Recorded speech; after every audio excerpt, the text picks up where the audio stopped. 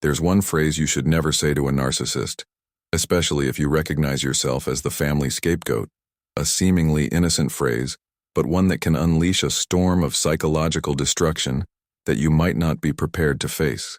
If you grew up being blamed for everything that went wrong, if you were the child who always took the blame for others' problems, if you learned to carry the emotional weight of an entire family, you need to understand something fundamental.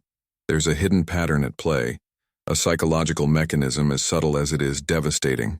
Carl Jung taught us that every family has its shadow, its rejected parts that need to be projected onto someone. And you, dear scapegoat, were chosen to be the recipient of that darkness. But what Jung discovered about the dynamic of family projection completely changes how we view our own pain. Because there's a truth your family narcissist cannot bear to hear, a reality that threatens the entire house of cards of his false identity. And when you discover that truth, when you finally understand the game you were forced to play, everything changes. Look in the mirror now. Recognize what you see. How many times were you the only one who apologized even when it wasn't your fault? How many times did you swallow your anger to keep the family peace? How many times did you question if you really were the problem, if you truly deserved all that weight? Have you ever caught yourself thinking that maybe you're the one who's crazy? That maybe you really are difficult, problematic, overreactive? Have you ever felt that knot in your stomach when you realize that once again, you're being held responsible for someone else's emotional chaos? While you carry guilt that isn't yours, your true essence suffocates. While you wear the mask of the eternal scapegoat, your authentic self cries out for recognition. While you accept being the scapegoat, you become a prisoner of a dynamic you didn't create but learned to perpetuate. Listen to your true self whispering, "You are not the problem. You never were. You are the dysfunctional solution to the wound of those who lack the courage to heal themselves." Do you recognize this pain? It's because you were programmed to carry what isn't yours. And today you'll understand not only how this pattern works, but why there's a phrase that can dangerously blow up this entire dynamic. The family scapegoat is an archetypal role, a psychological function as old as humanity itself. It's the family member who unconsciously accepts carrying the collective shadow, the rejected parts, the fears, and the shames that others cannot integrate. Imagine the narcissistic family as a distorted solar system. At its center, there's an emotional black hole, an insatiable void that consumes all light around it. This black hole is the narcissist, and all other family members are forced to orbit his desperate need for validation and control. The scapegoat isn't just another planet in this orbit. They are the dumping ground for toxic remnants, the place where all the darkness that the black hole cannot accept within himself is dumped. They become the continent of family pain, the unwilling guardian of everything that needs to be rejected for the illusion of perfection to be maintained. Jung taught us that what we do not integrate within ourselves, we project onto others.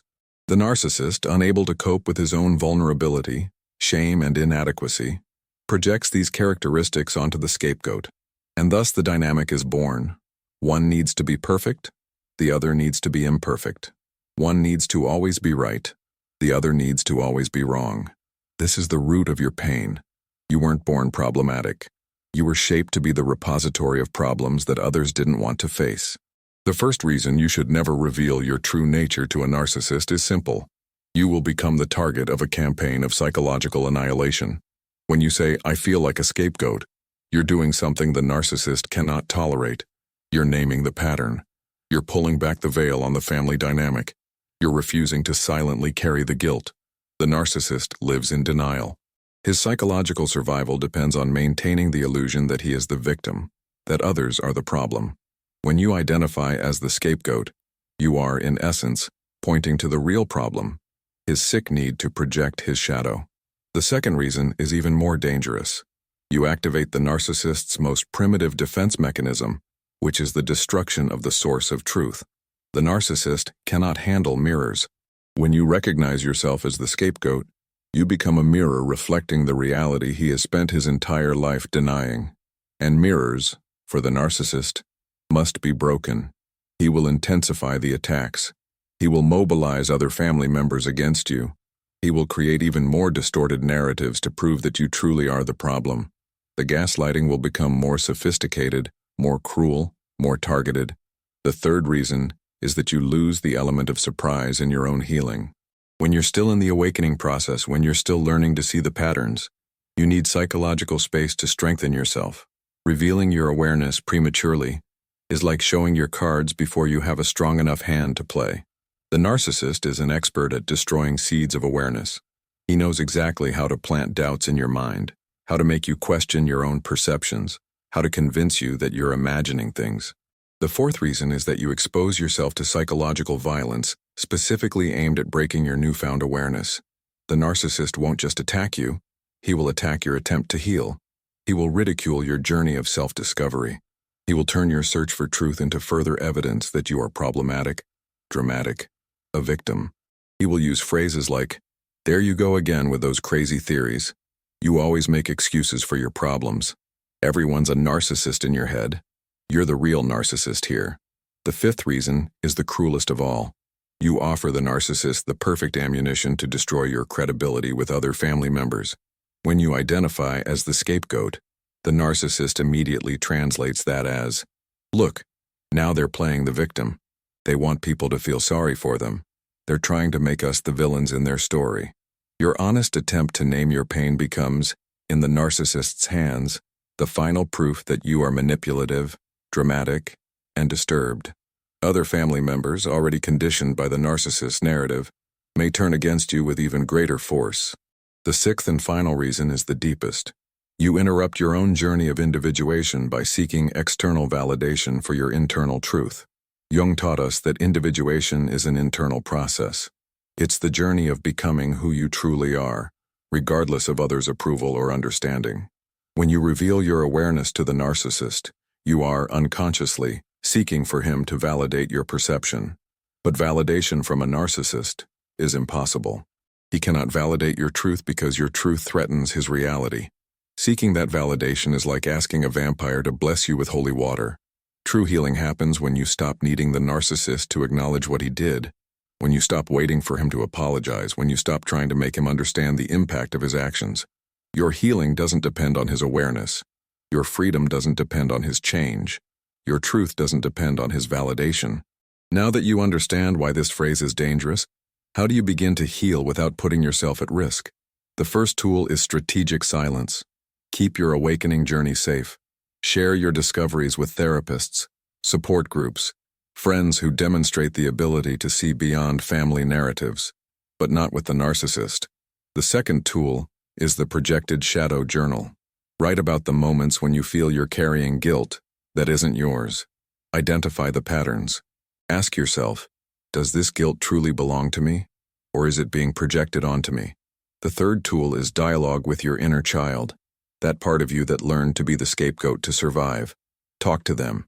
Ask, what did you need when you learned this pattern? What did you really want to say when you accepted carrying this guilt? The fourth tool is the inverted mirror practice. Instead of seeing yourself through the narcissist's eyes, practice seeing yourself through your own eyes. Who are you when no one is projecting their insecurities onto you? Who are you in your essence before you learn to carry the weight of others?